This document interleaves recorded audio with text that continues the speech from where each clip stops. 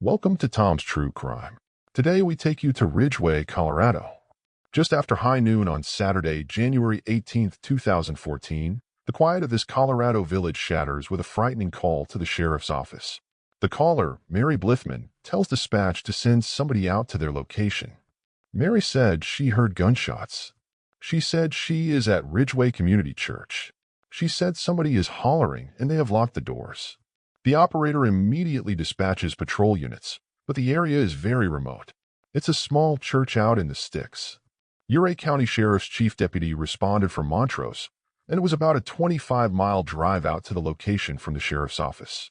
Dispatch operator asked Mary if anyone has been shot. Mary said she does not know. Mary was hysterical. She was screaming. The 911 operator couldn't understand her. Mary kept saying, "Get somebody out here. I don't know. I don't know. Please, please, just get somebody out here." She was screaming, talking about gunfire and people being shot. It was dramatic. A calmer person, Penny Creer, comes on the line to try to provide more information to the 911 operator. Penny tells the operator that she saw a lady lying down on the ground. That's all she could see. The lady on the ground, her name is Danielle. Penny tells the operator that Danielle's husband, Matthew Harbison, was outside with her. Penny said he may be a victim also. Penny, Mary, and a 4-year-old girl have locked themselves in the office of the church while they wait for the police to arrive. Dispatcher told them not to go outside. When the deputies arrive 15 minutes later, they spot 2 bodies, a man's and a woman's, outside the church. The injuries were catastrophic. They were horrific. Without a doubt, they were deceased. In this tiny, close-knit town, the first responders recognized the victims. They had a white male and a white female who they knew, Danielle and Matthew Harbison. Matthew and Danielle Harbison's love story had just begun, though they had met as kids growing up in small-town Colorado. Matthew Harbison was born on October 5, 1979. He grew up fishing a lot. That was a pastime. Riding bicycles, playing with the neighborhood kids, and playing baseball. Family and friends of Matthew said that people were naturally drawn to him. If he went someplace, people just gravitated to him. Everybody liked Matthew. In small-town America, teens often get bored, and sometimes boredom breeds crime. Matthew drifted into doing teenage things, got troublesome, not really bad things, but just being mischievous around communities, such as knocking off mailboxes. By the time Matthew was 19, his choices had grown worse. Matthew experimented with drugs, and he ended up burglarizing some places in order to fund his drug habit. He went to prison for 4 years for that. When he was released, he had planned to reinvent himself in a healthy, drug-free lifestyle. He started working in carpentry and building houses. He liked that sense of accomplishment. He was ready to put his past behind him. The ladies in town began taking notice of Matthew. Matthew had a female friend who took him down to a bar, and 19-year-old Amy Blythman was there. She had recently moved to town with her family. Her father Damian, her mother Mary, and her brother Lucas. The whole Blythman family were very close-knit. If you've seen one, you've seen them all. There was always all 4 of them together. Mary, Damian, Amy, and Lucas. Amy was born and raised in Colorado Springs, and then Amy come to the country. It was just like it was her natural element. She loved the outdoors. Amy and Matthew dated for about 2 years, then got married in 2006. Matthew settled into the Blythman family dynamic pretty quickly because they were a close family. Matthew fit right in. He loved Amy, he loved Damian, he loved Mary. It was as if he was meant to be in their family. In 2009, Amy gave birth to their daughter, Paige Mila. However, the little family's happiness was short-lived. Once the baby was born, everything went downhill from there. Matthew and Amy began arguing more and more, and like a lot of young couples, it forced them apart. They divorced in 2012. Amy had custody of Paige, and he got his standard visitation. With all the tension in the relationship, Matthew did not end up seeing Paige very much. Then a bright new light entered Matthew's world when he ran into a childhood friend, Danielle Gibbs. Danielle was friendly and outgoing. Family and friends describe her as a beautiful soul. She expected everyone to be her friend. Danielle really stood out. She was funny, sincere, and Danielle didn't have anything that she wanted to do in life other than to be a mom. From an early age, that's all she wanted to be. and Danielle got her wish. Although her first marriage did not work out, it gave her 4 children to love. Danielle has a positive attitude and making the best of life as a single mom. That's when she reconnected with childhood friend Matthew Harbison, whom she had not seen in several years. As a child, she had had a crush on Matthew. She would lay out in the front yard in the summer, hoping that he might come by and see her. Once reconnected, they were never apart. Danielle would tell people that Matthew is her soulmate, he's the one. 2 months after Matthew's divorce from Amy became finalized, he and Danielle happily tied the knot. Matthew wanted a family. Danielle had 4 children. All 4 of them called him Daddy. When Matthew married Danielle, he saw what a family life was with her and her children. And he wanted Paige in his life. Matthew began pressing his ex-wife, Amy, for more time with his daughter, Paige. Since the toddler had not seen him much, she was wary at first. So the court ordered the visits to be supervised until Paige grew more comfortable. Danielle was a stabilizing force in Matthew's life in the area of pursuing this relationship with Paige. She rallied around Matthew and let him know that there is a process to getting custody. Danielle was helping Matthew with a custody issue. Now Matthew and Danielle both lie dead, just feet from one another, at the doorstep of a small country church. First responders clear the church, determining no one else is inside. Simultaneously, other teams begin searching for suspects outside. Teams of officers went in different directions to secure the area. There were fields across the way, so they covered the entire field in a grid search, clearing the woods.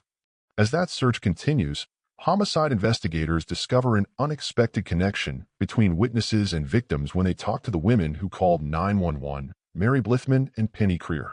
Everyone's scared and agitated, unsure of what's going on. The chief deputy has known Mary for a long time, so he's working on calming her fears and trying to share information. Chief Deputy George knows that Mary is the mother of Matthew's ex-wife, Amy, and little Paige's grandmother. Penny Creer is the court-ordered supervisor for the custody visit at the church that day. Investigators asked Mary to walk them through what happened. Mary said she and Paige got to the church about 8:40. Matthew arrived around 9 o'clock. He has visits from 9 to 12. So people at the church were Mary, Penny, Matthew, and Danielle and Paige. Matthew and Danielle brought a basket of all kinds of arts and crafts. Mary and Paige sat on the floor and made a necklace. They put a puzzle together. Paige and Danielle colored together. They sat there playing and talking. Penny looked at the clock, and it said 12:10. Matthew looked at the clock, and he said, "Oh, we went over." It was around 12:15 when Matthew kissed Paige on the head, and he said, "We will see you all." Danielle and Matthew walked out the door. Mary said she and Penny were picking up everything, snacks and blankets. All of a sudden, she hears boom boom. And she hears Matthew holler. Then she hears another boom. They all knew there were shots fired. Matthew and Danielle had just walked out that door. And even the child recognized that something bad had happened. Mary said she heard the shots. She immediately thought of Paige. She got her down on the floor. That was her immediate reaction. Penny's immediate reaction was she took off to the door and locked it. Mary was saying to Penny, "What's going on?" And she said, "Go to the office, go to the office." Penny put them all in the office and locked the door. Mary was hysterical. Paige was like a statue. She was quiet and scared to death. Mary called 911. Mary was inside and didn't see anything. All she heard was the shots. Mary explains that as they awaited help, and while Penny was on with 911 operator, she called her daughter, Amy, and her husband, Damian, at home to tell them what happened and to make sure they were safe. The stunned grandmother cannot add anything more. Mary Blythman, she got Paige and protected her, and didn't really get anywhere near the doors to try and see anything. She was strictly concerned about hiding. When authorities interviewed Penny Creer, she confirms that after the shots rang out, she ran to the door and saw Danielle lying there. She never saw who pulled the trigger. When Chief Deputy gets the initial statements, there was nothing to go on. Nobody saw anything. All they heard were gunshots. There was no report of a vehicle driving away. After the interviews, Ouray County Sheriff's investigators have the shaken women and little girl escorted to their homes, and they call in reinforcements. They were able to get the Colorado Bureau of Investigation, CBI, en route. It being a double homicide, the CBI like to be advised, and they have a higher level of expertise in the field of investigation on homicides. By the time the CBI arrive, the immediate area has been cleared, and the crime scene processing has begun. Both victims had apparent gunshot head wounds. Matthew, the male victim, also had a wound to his hip area. Matthew also suffered a gunshot wound to his hand. Unfortunately, they have seen their share of homicides, and there was no doubt it was a rifle that was used in this crime. The velocity with which the rifle rounds exit brings so much more trauma to the target. They found one of Danielle's earrings laying under Matthew, so they knew she was shot first, and he fell on her earring. At the scene was a spent .30-30 shell laying in the seam of the joint of two pieces of concrete. The shell's placement tells investigators the shooter must have fired from close range. .30-30 is a brush-type gun that's used for deer hunting. It's a big, heavy round. Based on the witness testimony and the few pieces of evidence discovered, authorities begin to create a theory as to what happened.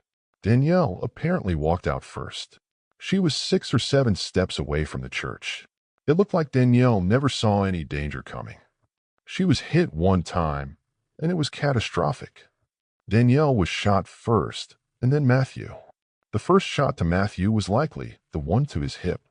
The wound to Matthew's hand indicates he tried in vain to protect himself from the second shot, the fatal one aimed at his head. Matthew knew he was being shot because he put his hand up to block the round. The shot went through his ring finger. He winds up with a head injury that ends his life at that point. Investigators rule out robbery as a motive for the murders. There's nothing taken. Also, mistaking identity was ruled out from the proximity of the shooters to the victims. They were up close and personal.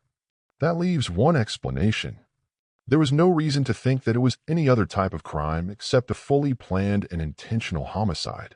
In Ridgway, Colorado, Ouray County Sheriff's investigators and Colorado CBI are investigating the double murder of Matthew and Danielle Harbison, who were gunned down outside a church after a custody visit with Matthew's daughter. As authorities work the crime scene, a possible witness emerges. There was a guy that happened to drive by. He sees all the law enforcement, so he stopped to talk. They ask the man if he saw anything unusual that day, and he tells them an interesting story. Just north of the church, there's a little dirt road. The road goes down to a small camping place. They had had problems with people dumping illegal trash by his camp, so he pays close attention to what vehicles are in the proximity. And he told them about this black truck he saw parked with a hood up and all these traps and these big cages in the back. The parked truck was about a quarter mile from the church. Investigators were able to establish the time that he drove through, which was the time near about right before the 911 call came in. The black truck being seen near the church just minutes before the call raises the question, was the driver involved with the shooting? One of the benefits of policing a small town is that sheriff's investigators know what almost everyone in the area drives. The only one in that area that drives a black truck with all these cages in the back is Damian Blythman. Damian is the father of Matthew's ex, Amy, and the husband of Mary Blythman. What Damian Blythman did was trap coyotes, put them in a cage, and sell them to other people to train their dogs with. Authorities follow up on the lead. They go to the Blythman's house soon after the shooting, check the house, make sure everybody is okay there. When investigators arrive, they find the family in turmoil. Damian is lying on the floor, injured. Damian was on the ground with a cut on his head, having a seizure. He had had a stroke earlier. That's where a lot of his health problems come from. They had to get an ambulance there, and he ended up going to the hospital. As a deputy escorts Damian to the hospital, authorities turn to Amy and Lucas for answers. They need to know why Damian's truck was seen near the church and begin by asking about the family's relationship with Matthew. Investigators asked Amy, "When did you and Matthew, when were y'all married?" "On April 8th of 2006. Amy says that everything was great in the beginning. She admits that things turned after she got pregnant. Once she got pregnant with Paige, they started having a lot of issues. Amy was depressed because she was going to have a baby, and they started pulling apart. About July or August, Matthew decided that he was going to go to California to work, and once he was up there, Amy filed for divorce. Amy then tells investigators that things got tense between her family and Matthew, and one time it got physical. Matthew had gone over to the Blythmans to pick up Paige on October 5th. It got to be a big mess. Matthew went in the house. Amy wasn't there, but he went there to get Paige. Paige seemed a little bit shy and reluctant to go with him. Mary said, "No, you're not going to take Paige." There was an altercation. Matthew lost it. He shoved Damian, shoved him down, and hit his head. Both Amy and Lucas swear no one in the family would ever kill Matthew over it, especially knowing Paige was nearby. No matter what, they said nobody deserves to be murdered. Investigators ask about the morning of the killings. Amy was with Damian, and they went to the store to get gas for his truck, and they were out running coyote traps. Amy said they leave to go check the traps around 10ish. She said they were back at 11 because she came in and she looked at the clock thinking her little brother should be out of bed. Lucas was asleep most of that morning. Nothing seemed off, everything was normal, and everybody acted normal. Lucas said Amy woke him up that morning at 11. Amy and Lucas said they have no idea who could have murdered Matthew and Danielle. Lucas said Matthew's my ex-brother-in-law, so I don't know if he had any enemies. I don't know. He was a nice guy, though. Then Amy reveals a secret. She said, I hate to sit here and make him sound like he was doing bad things or a bad guy. I've heard that he owes a lot of money, and it all goes back to drugs. Amy pointed to the Aryan Brotherhood as the ones who probably did it. The Aryan Brotherhood developed and started as a gang in prison. And Matthew Harbison had been in prison. Amy said she heard that he got a bunch of dope from them. He was supposed to sell it and pay them back, and he never did. She gave the investigators names. She actually did know some of the Aryan Brotherhood. Following those interviews, authorities need to follow up on their two best leads, the Aryan Brotherhood and Damian Blythman. After Damian is stabilized at the hospital, he tells investigators the same story Amy did about the morning in question. Damian said he was going to check his traps. Every morning, he would check them and rebait them. One of those traps had been near the church. This might explain why the hunters saw Damian's truck on the side of the road. Damian tells authorities where he and Amy got gas that morning. Authorities quickly follow up with the gas station. They obtain video footage from that gas station, and they were able to identify Damian Blythman driving that truck at the convenience store and Damian inside that store. Damian Blythman's alibi seems to be holding up. So, was a ruthless gang responsible? Maybe Matthew's stories of leading a cleaner life weren't so clean. Maybe he had messed up, was back on the drugs. Investigators followed up on 3 individuals in particular that had ties to the white supremacy gangs. Investigators haul in 3 gang members and question them about the shooting. All 3 claim innocence and prove they could not have done it. Everyone ended up with a pretty solid alibi for the time of the murder. The gang members say the details of the murders also go against the gang's code of ethics. They would never do that at a church. Investigators find no connection between any gang and Matthew Harbison. Nothing was there. That was absolutely a false claim. Ruling out the Aryan Brotherhood, investigators turn to Matthew's loved ones to get their perspective on the dynamic between Matthew and the Blythman family. The family says that Matthew really had put his old ways behind him, especially with Danielle by his side. Since he got with Danielle, he is getting a job, he's working. He's being a good father. He's not on the wrong path, he's doing well. This new information conflicts with the troubling picture Amy painted in her interview. Matthew's family explains that when Matthew tried to get more visitation time with his daughter Paige, the Blythmans stonewalled him. Matthew would go over and try to see Paige, and they would say, no, this is not a good day. He would be unable to see Paige for months at a time. Amy would do her best to make sure that he was not able to.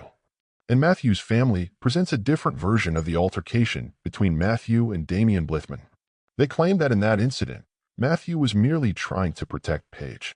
Damian tried to pull him away, and Mary had a hold of the baby. Matthew said that he was afraid the baby was going to get hurt, so he let go. The witnesses saying that Damian was the attacker. Matthew just overpowered him. And it escalated from there. As Matthew was leaving, Damian retrieved a rifle and threatened Matthew.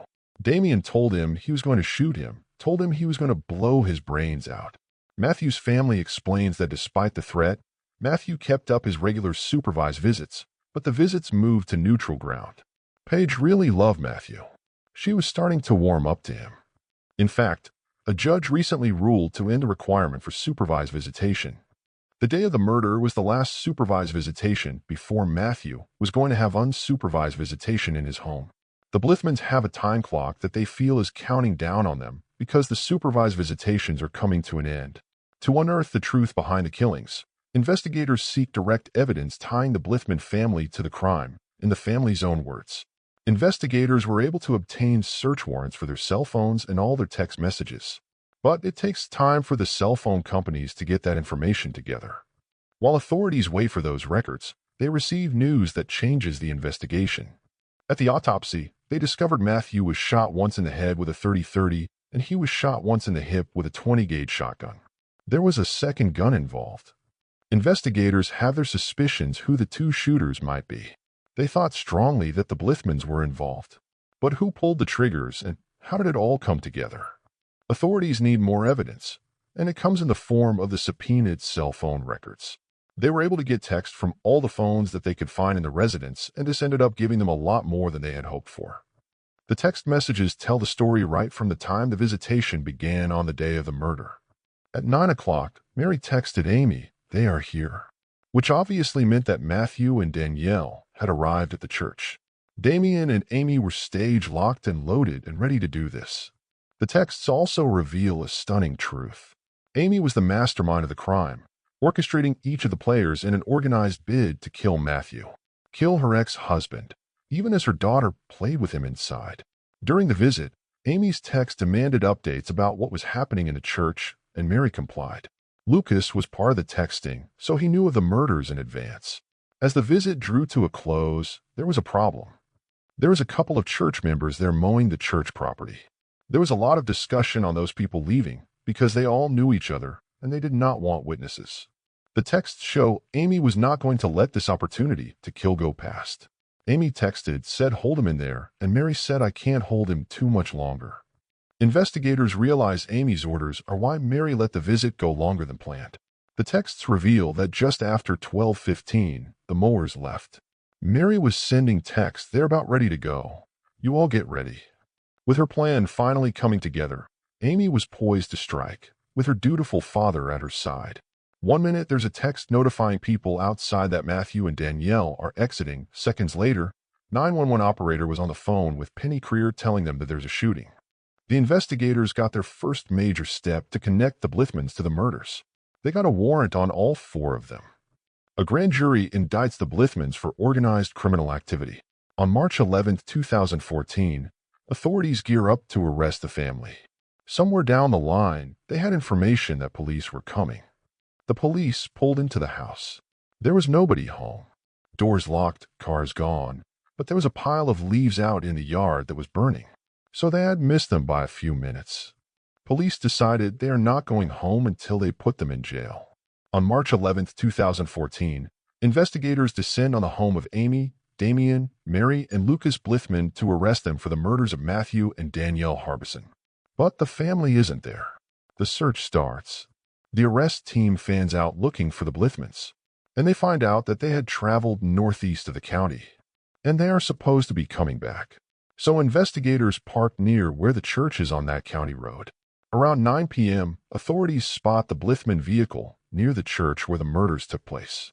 Now investigators can make a stop. They activate the lights. They pull into the church. One by one, the Blythmans emerge. Lucas, Mary, Damian, and Amy. That was poetic justice that their last moment of freedom was right there where they had killed two people. It was a powerful moment for Matthew's family, knowing that they got them. It was a victory for Matthew's family. Once in custody, the Blythmans initially refused to cooperate. In a situation like that, investigators keep them locked up where they can't share any more information. Investigators are trying to decide who might be the most likely to talk. The next day, one of them talked. It was Damian. Damian confessed to the whole thing. He was telling investigators that he killed Matthew and Danielle. He said he shot Danielle, then heard a boom, he walked over to Matthew, and he shot Matthew. Authorities believe they know who the second shooter was and press for confirmation. Damian was asked, who did Amy shoot? Why was Matthew on the ground? Damian confirms that Amy Blythman was the other shooter. Amy shot the 20-gauge. Once Lucas hears about his dad's confession, he comes clean. He claims he played no part in the murder, but did help get rid of some evidence. Lucas took the guns over to the pond, put them in a bag, put some rocks in it, and threw it in the pond, just like his dad told him to. Mary Blythman pleads guilty to organized criminal activity and is sentenced to life in prison. Damian Blythman pleads guilty to first-degree murder and is also sentenced to life. Lucas Blythman pleads guilty to 2 counts of third-degree tampering with evidence and is sentenced to 10 years. Amy Blythman decides to fight the charges and takes her chances in court. On August 9, 2016, Amy's trial gets underway. The motive was custody. Amy tells Mary that there is a possibility that Matthew will get custody of Paige and you won't have Paige in your life anymore. Amy convinced Mary and Damian the only way out was to kill Matthew and Danielle in order to have rights to Paige. With testimony from Mary and Lucas and the text messages from that day, prosecutors detail how the murders went down.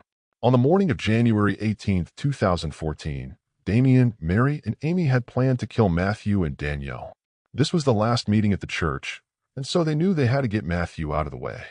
Prosecutors argue that while Mary was with Matthew, Damian and Amy were ready outside armed.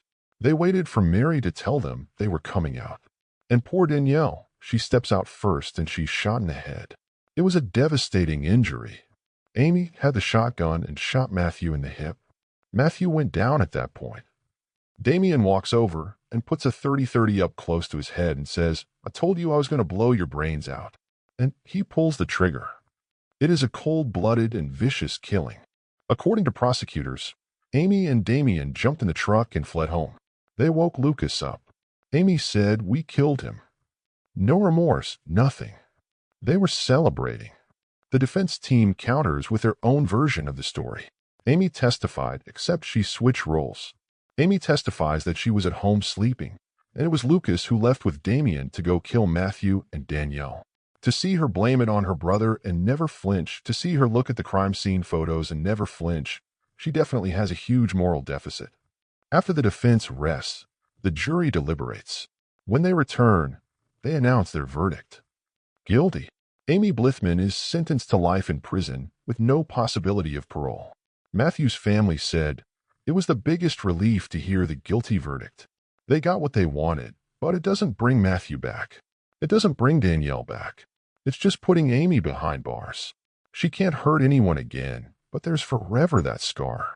Matthew's family vows to keep Matthew and Danielle alive in their memories. Danielle's children are being raised by her mother. Matthew's daughter, Paige, is now living with Matthew's family. Matthew's family said, "Paige is a loving child. God has a way of protecting us, and she's adjusted. Paige is doing well. She is a pretty resilient young lady." Thank you for joining us on this episode of Tom's True Crime. If you are interested in more in-depth investigations into the most perplexing crimes, be sure to like and subscribe to our channel. What are your thoughts about this case? Please share them with us in the comments below. Until next time, stay safe.